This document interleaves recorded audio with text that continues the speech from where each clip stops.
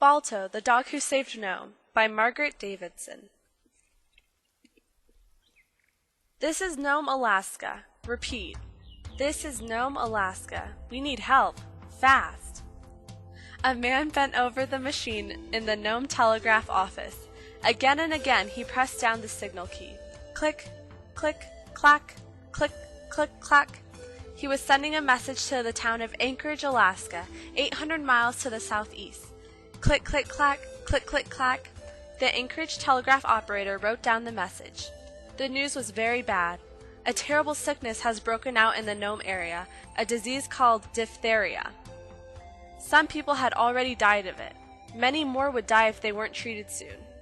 There was no medicine to treat diphtheria in Nome. The medicine they needed would have to come from Anchorage, 800 miles away, though a wild wind and snowstorm. The storm was so bad that airplanes couldn't fly through it. Trains couldn't get through either. Nome was very near the sea, but the sea was frozen solid, and the road from the south was completely blocked by drifts of snow. There was only one way to get the medicine from Anchorage to Nome, by dog sled.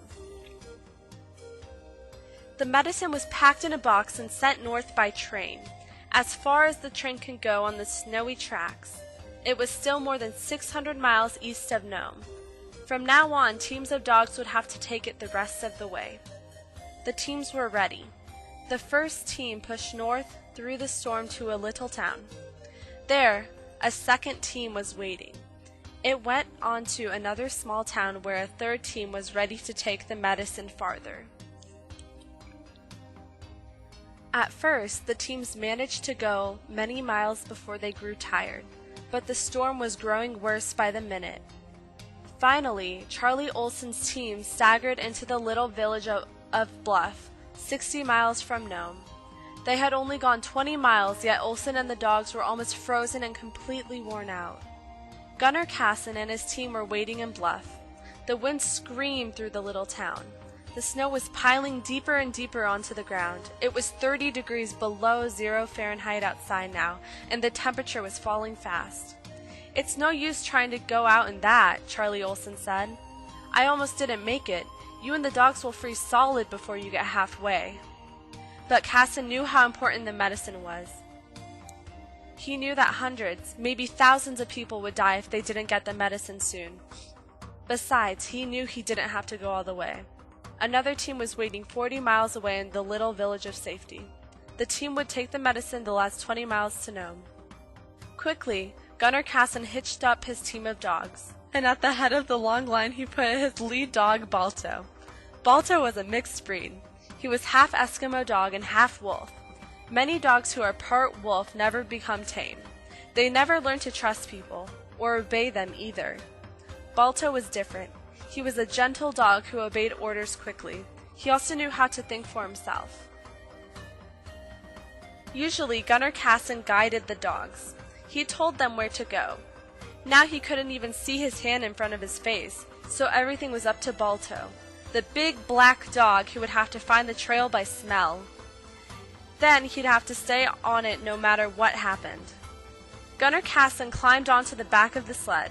He cracked the whip in the air and said, "Mush!" he cried. "Move out!" The first part of the trail to Nome led across the sea ice. This ice wasn't anything like ice on a small pond or lake. It seemed much more alive, and no wonder. The water under the ice was moving up and down because of the storm. So the ice was moving up and down too. Up and down it went like a roller coaster. In some places the ice was smooth and slippery as glass. Dogs are usually sure-footed, but they slipped and skidded across the ice. So did the sled.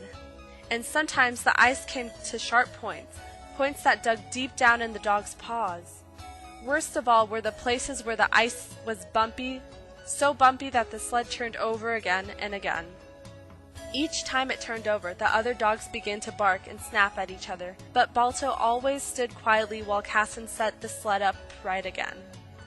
Balto was calm, so the other dogs grew calmer too. The team had been moving across the ice for hours. Suddenly there was a loud cracking sound, like a gun going off. Casson knew that sound. It was the sound of ice breaking. Somewhere not far ahead, the ice had split apart. If the team kept going straight, they would run right into the freezing water and drown. Balto heard the ice crack too. He slowed for a moment. Then he turned left. He headed straight out to sea. He went for a long time, then he turned right once more. Balto was leading the team around the icy water. Finally, he gave a sharp bark and turned north. He had found the right trail to Nome again. Soon, the trail left the sea ice. From now on, it was over land. Things should have been easier. They weren't. The snow was falling thick and fast. In some places, the wind swept most of it off the trail, but in other places, the snowdrifts came up almost over the dogs' heads. And the wind was blowing harder and harder. It sent bits of icy snow straight into Cassen's eyes. I might as well have been blind, he said. I couldn't even guess where we were. And the dogs were so tired. Again and again they tried to stop. They wanted to lie down and go to sleep in the snow. Balto was just as tired, but he would not stop. He kept on pulling, and the other dogs had to follow behind him. Now something else began to worry Gunnar Kassen. They had been traveling for about 14 hours. Surely they should have reached the town of safety in 14 hours. Kassen went on for another hour, then he knew. Somehow they had missed the town in the storm. They had must pass right by the new dog team. Kassen knew they couldn't stop and wait for the storm to die down. He and the dogs would freeze if they did. They couldn't go back to Bluff either. They had come too far. There was only one thing to do now: pray, and push on to Nome. Later, Gunnar Kassen said he couldn't remember those last miles very well. Each one was a nightmare of howling wind and swirling snow and bitter cold. But somehow, and with Balto leading slowly and steadily, they made it. At 5:30 in the morning, February 2nd, 1925, after 20 hours on the trail, the team limped into Nome.